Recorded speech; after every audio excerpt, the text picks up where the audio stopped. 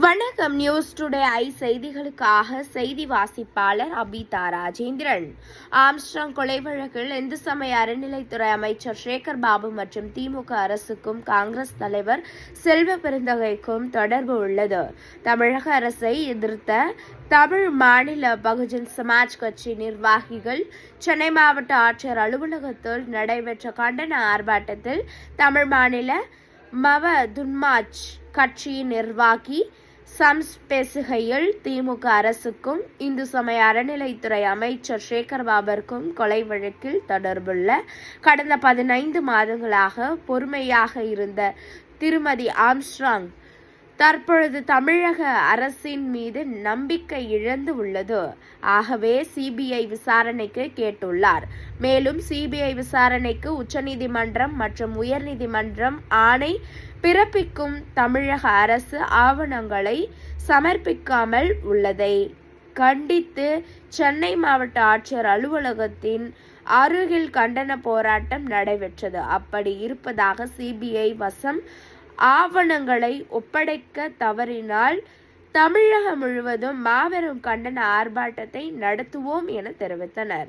போராட்டத்தின் போது தமிழக அரசுக்கும் இந்து சமய அறநிலைத்துறை அமைச்சர் சேகர் பாபு, தமிழக காங்கிரஸ் தலைவர் செல்வ பெருந்தகை ஆகியோருக்கு ஆம்ஸ்ட்ராங் கொலையில் தொடர்பு உள்ளது, அவர்களை ஏன் விசாரிக்கவில்லை என கேள்விகளை எழுப்பினர்.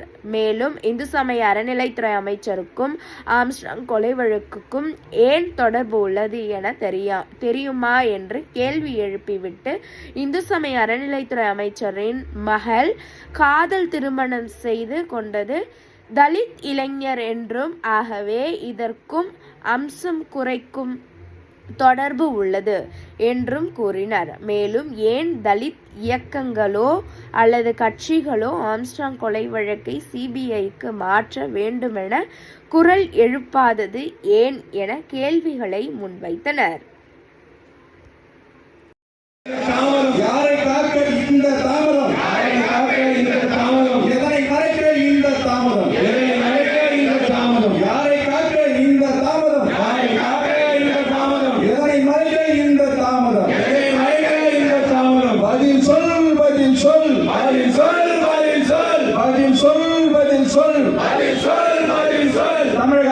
தமிழக அரசே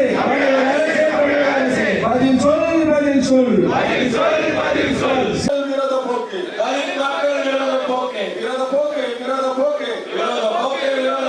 இது தலித் மக்கள் விரோத போக்கு சம்பவம் செந்தில் இன்னும் கண்டிக்கின்றோம் தமிழக அரசே சிபிஐக்கு மாற்ற சொல்லி ஹைகோர்ட்டும் சுப்ரீம் கோர்ட்டும் ஆணையிட்டு ஒப்படைத்திடு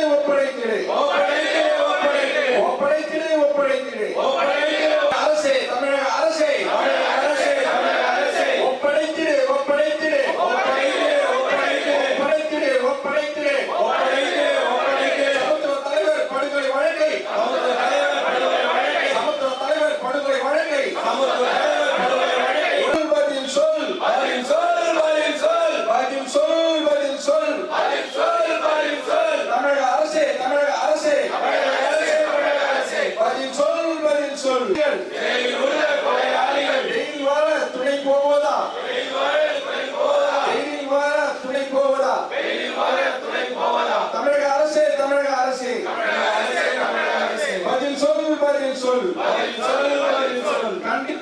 கண்டிக்கின்றோம் தமிழக அரசே மொட்டை கிருஷ்ணன் என்ன ஆனார்?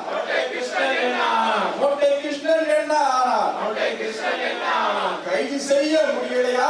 கைது செய்ய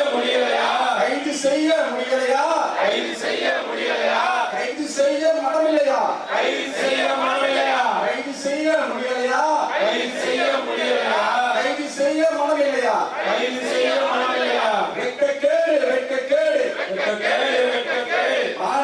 கடந்த 2024 ஜூலை 5ஆம் தேதி பகுஜன் சமாஜ் கட்சியின் மாநில தலைவரும் எங்களுடைய ஒடுக்கப்பட்ட மக்களுடைய தலைவருமான சமத்துவ தலைவர் அண்ணன் ஆம்ஸ்ட்ராங் அவர்கள் சமூக விரோதிகளால் கொடூரமாக கொலை செய்யப்பட்டார். அதனைத் தொடர்ந்து தமிழக அரசு, தமிழக காவல்துறை இந்த வழக்கை விசாரித்தது. கிட்டத்தட்ட 17 தனிப்படைகள் அமைத்து இந்த வழக்கு விசாரணை நடத்தப்பட்டு 250க்கும் மேற்பட்ட சாட்சிகள் விசாரிக்கப்பட்டனர். 5000 பக்கத்தில் குற்றப்பத்திரிகை தாக்கல் செய்யப்பட்டது. அப்படி தமிழக அரசு விசாரணை மேற்கொண்டும் இந்த கொலையினுடைய முக்கிய மூளையாக செயல்பட்ட ஏட்டு குற்றவாளியான சம்பவம் செந்தில் என்கின்ற நபரை இதுவரை கைது செய்து விசாரிக்கவில்லை. இதுபோன்று பல விஷயங்கள் இதில் மர்மமான முறையில் இருப்பதால் இந்த வழக்கு விசாரணையை சிபிஐக்கு மாற்ற வேண்டும் என்று உயர்நீதிமன்றத்தில் தமிழ் மாநில பகுஜன் சமாஜ் கட்சியின் மாநில பொதுச் செயலாளரும் சமத்துவ தலைவரின் மனைவியுமான அன்னியார் திருமதி ஆம்ஸ்ட்ராங் அவர்கள் உயர்நீதிமன்றத்திலே மனு தாக்கல் செய்தார். அந்த மனுவிலே காவல்துறை ஏன் முறையாக ஐடென்டிஃபிகேஷன் பெரேடு நடத்தவில்லை, ஏன் SC ST வழக்கு போடவில்லை, இந்த கொலைகாரர்களுக்கு விசாரணையின் போது 63,13,000 ரூபாய் கைப்பற்றப்பட்டிருக்கிறது. இந்த பணம் எப்படி அவர்களிடத்தில் வந்தது? கொலையில் 4 4 வீலரும் 8 2 வீலரும் பயன்படுத்தப்பட்டிருக்கிறது. இப்படி அந்த ரவுடிகளுக்கு இந்த சகல வசதிகளை செய்து கொடுத்த இந்த ரவுடிகளின் பின்னணியில் இருந்து இயக்குகிற அரசியல் புள்ளிகள் யார், முக்கிய புள்ளிகள் யார் என்கின்ற கேள்விகளை முன்வைத்து அன்னியார் அவர்கள் உயர்நீதிமன்றத்தில் மனு தாக்கல் செய்ததனுடைய விளைவாக நீதியரசர் வேல்முருகன் அவர்கள் இந்த வழக்கை சிபிஐக்கு மாற்றி உத்தரவிட்டார். அது மட்டுமல்ல, தமிழக அரசு தயார் செய்த குற்றப்பத்திரிகையை ரத்து செய்தார். உடனடியாக தமிழக அரசு உச்சநீதிமன்றத்தில் மேல்முறையீடு செய்தது. உச்சநீதிமன்றமோ இந்த வழக்கை சிபிஐ தான் விசாரிக்கும், அது மட்டுமல்ல இந்த குற்றப்பத்திரிகை ரத்து என்பது அதற்கு தடை விதிக்கப்படுகிறது என்று அறிவித்தது. உச்சநீதிமன்ற தீர்ப்பு வெளிவந்தும் உயர்நீதிமன்றத்தினுடைய தீர்ப்பும் வெளிவந்தும் தமிழக அரசு இந்த ஆவணங்களை வழக்கு சார்ந்த விசாரணை சம்பந்தமான ஆவணங்களை இன்னும் சிபிஐக்கு ஒப்படைக்கவில்லை. அப்படி சிபிஐக்கு தமிழக அரசு ஒப்படைக்க காலம் தாழ்த்துவதால் சிறையில் உள்ள ரவுடிகள் முதன்மை நீதிமன்றத்தில் அணுகி, உயர்நீதிமன்றத்தில் உள்ள முதன்மை நீதிமன்றத்தில் அணுகி பெயில் கேட்டுக்கொண்டிருக்கிறார்கள். ஏற்கனவே 2 பேருக்கு பெயில் கொடுக்கப்பட்டு விட்டது. இன்னும் தொடர்ந்து சிறையில் இருக்கிற அனைத்து குற்றவாளிகளும் பெயில் கேட்டு விண்ணப்பித்திருக்கிறார்கள். எனவே இந்த குற்றவாளிகளுக்கு பிணை கிடைக்கக்கூடாது. உடனடியாக இந்த வழக்கு சார்ந்த ஆவணங்களை சிபிஐக்கு மாற்ற வேண்டும் என்று வலியுறுத்தி தமிழகம் முழுமைக்கும் எங்களுடைய மாநில தலைவர் அண்ணன் மரியாதைக்குரிய அண்ணன் மைக்கேல் தாஸ் அவர்களுடைய ஆணைக்கிணங்கவும், மாநில பொதுச் செயலாளர் எங்களுடைய அன்னியார் திருமதி ஆம்ஸ்ட்ராங் அவர்கள் ஆணைக்கிணங்கவும் தமிழகம் முழுமைக்கும் ஆர்ப்பாட்டங்கள், கண்டன ஆர்ப்பாட்டங்கள் நடந்து கொண்டிருக்கிறது. எனவே எங்களுடைய கோரிக்கை என்னவென்று சொன்னால், தமிழக அரசு உடனடியாக சிபிஐக்கு இந்த வழக்கு சார்ந்த ஆவணங்களை ஒப்படைக்க வேண்டும். இந்த குற்றவாளிகள் பிணையில் வெளியே வந்தால், ஏற்கனவே அவர்கள் அன்னிக்கு எங்களுடைய சமத்துவ மங்கை திருமதி ஆம்ஸ்ட்ராங் அவர்களுக்கு கொலை மிரட்டல் விடுத்தவர்கள். இவர்கள் வெளியே வந்தால் சாட்சியங்களை கலைப்பார்கள்.